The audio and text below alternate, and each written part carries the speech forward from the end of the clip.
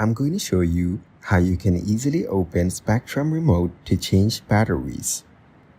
First, turn the remote over to locate the battery compartment on the back side. Now, place your thumb on the battery cover and apply gentle downward pressure. While pressing down, slide the battery cover away from the remote to open it. If the cover is difficult to move, use a flat tool like a butter knife to assist in sliding it open. Once the cover is removed, take out the old batteries from the compartment.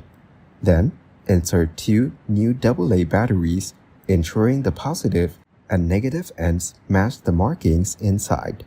Align the battery cover with the compartment and slide it back into place until it clicks. Next, test the remote by pressing any button to confirm the new batteries are functioning properly. Dispose of the old batteries according to your local regulations for battery recycling.